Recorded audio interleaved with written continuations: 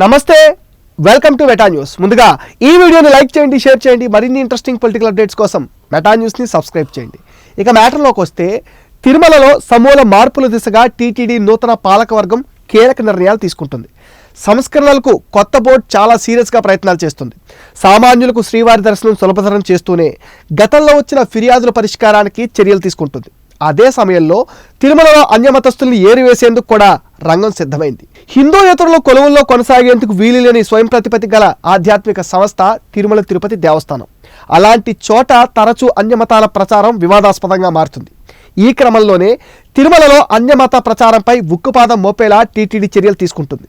టీటీడీలో హిందువులు ఉద్యోగాలు మాత్రమే ఉండాలని తొలి సమావేశంలోనే నిర్ణయం తీసుకుంది. ఇందులో భాగంగా మొత్తం టీటీడీ ఉద్యోగుల్లో ఎంతమంది హిందూయేతర ఉద్యోగులు ఉన్నారో లెక్కలు తీసింది. అన్యమతస్థులైన ఉద్యోగాల్ని ప్రభుత్వంలోని ఇతర శాఖలకు కేటాయిస్తామని, లేదంటే స్వచ్ఛంద పదవీ విరమణ అవకాశం కల్పిస్తామనే ప్రతిపాదనలు వారి ముందుంచనుంది. ప్రస్తుతం టీటీడీలో ఎస్వీబీసీలో దాదాపు 45 మంది అన్యమతస్థులున్నట్టుగా గుర్తించారు. అయితే వీరంతా సర్టిఫికేట్ల ప్రకారమే ఇతర మతాలకు చెందినవారు. వీళ్ళు సులువుగా గుర్తించి బయటకు పంపేయగలరు. కానీ హిందువులుగా ఉంటూ మతం మారిన వారు వల్లే అసలు సమస్య. వారు శ్రీవారి భక్తులుగా వేతనం తీసుకుంటూ మతం మారిపోయి వేరే దేవుని ప్రార్థిస్తున్నారు. అలా చేయడమే కాకుండా శ్రీవారి సన్నిధిలో అన్యమత ప్రచారానికి సహకరిస్తున్నారు. వీరి వల్లే అనేక సమస్యలు వస్తున్నాయి. తరచూ అన్యమత ప్రచారం జరుగుతున్న ఆరోపణలు వస్తున్నాయి. ఎవరో సహకరించకపోతే అలాంటి పరిస్థితి ఉండదని భావిస్తున్నారు. ఈ క్రమంలోనే ఏకంగా ఇటీవల 2 మహిళలు పాపనాశం ప్రాంతంలో క్రైస్తవ గీతాలు పాడుతూ రీల్స్ చేయడం కలకలం రేపింది. ఈ పరిణామంతో టీటీడీ నూతన పాలక మండలి అన్యమతస్తులపైన సీరియస్ యాక్షన్ మొదలుపెట్టింది.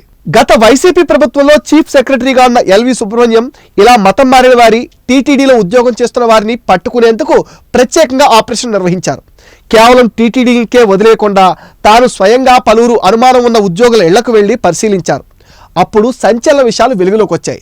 కొంతమంది ఇళ్లలో అసలు శ్రీవారి పటాలే లేకపోవటం, ఇతర మత ఆచారాలను పాటించడం గమనించారు.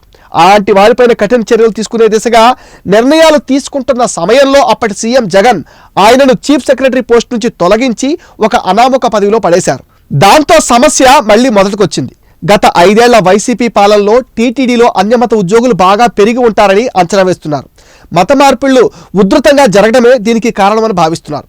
ప్రస్తుతం అలాంటి వారందరినీ గుర్తించేందుకు ప్రతి ఒక్కరి ఇంటికి వెళ్లి పరిశీలన చేసే అవకాశం ఉందని తెలుస్తోంది.